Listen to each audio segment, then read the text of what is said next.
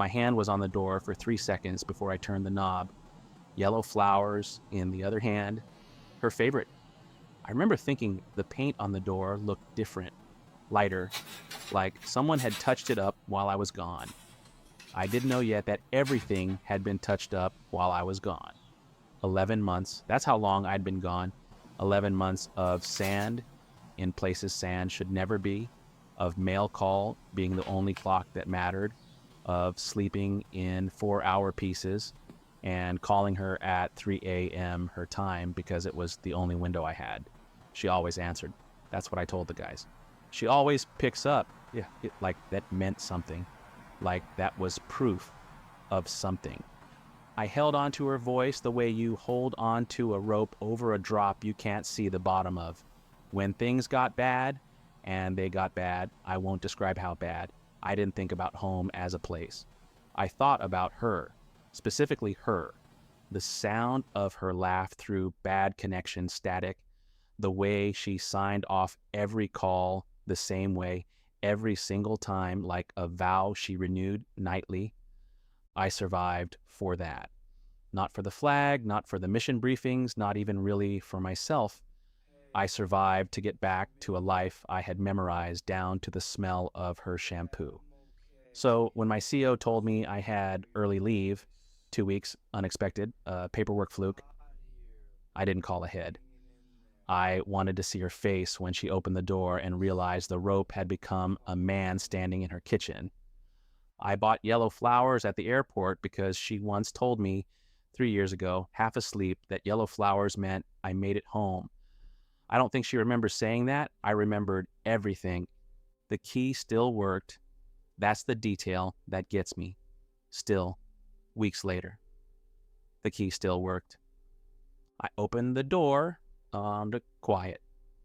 Out of habit, maybe. 11 months of moving quiet becomes a permanent setting. The apartment smelled like someone else's cologne. I noticed that before I noticed anything else, before the shoes by the door that weren't mine, before the jacket on the chair. My body clocked the wrongness the way it clocks an unfamiliar road, automatically, before my mind caught up. I walked toward the bedroom. I don't know why. Some part of me already knew and was walking toward the knowing anyway. The door was half open. I'm not going to describe what I saw in detail. I don't owe that to anyone, not even this story. I'll say this, it was clear. There was no version of it that needed an explanation. There was no innocent reading. The man saw me first. I watched his face do the math. I didn't yell. I want that understood. I didn't throw the flowers. I didn't put my hands on him. I didn't say anything you'd expect from a movie about a soldier coming home to this. I just looked at him and said, You need to "Get out." leave. Quiet. Just quiet. The kind of quiet that scares Now. people more than yelling does, I think, because yelling means you're still negotiating with your own anger. Quiet means you're already past it. He got out fast, didn't even grab his shoes. She started talking before he'd even cleared the doorway. Words just pouring. It didn't mean anything. It was a mistake. She was lonely. She thought, maybe I wasn't coming back. The same person, she didn't think it would go this far. She loves me, she swears. I didn't say much. I remember saying, okay. I remember saying it more than once in different places in the conversation, like a period at the end of sentences I wasn't really hearing. She cried. I believe the crying was real. I think she was sorry in the moment, the way people are sorry when they're caught rather than sorry for the thing itself. There's a difference. I learned that difference standing in that doorway. I didn't take much when I left, a few things that were mine before I ever knew her. I left the ring I'd been carrying in a side pocket of my pack for 4 months, the one I'd practiced proposing with in my head during convoy rides, lying on a cot running through how I'd say it. I left it on the kitchen counter, no note. She'd understand the note wasn't necessary. I left the flowers too, not as a gesture, not as some poetic closing of the door. I just didn't want them anymore. They'd meant something on the way over here. They meant something different by the time I left. I'm in a hotel now.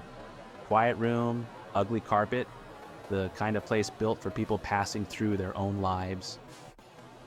I sleep fine, actually, better than I did overseas, which I find almost funny in a way I don't expect anyone else to understand. People keep asking how I'm doing, like there's a simple answer. The truth is, I'm not grieving her exactly. I'm grieving the version of home I built to survive on. I'm grieving the 11 months I spent holding on to a place that didn't exist the way I needed it to. You can survive almost anything if you believe something true is waiting for you. The hard part isn't surviving.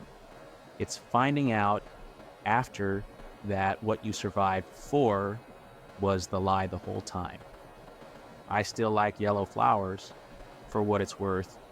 I just buy them for myself now.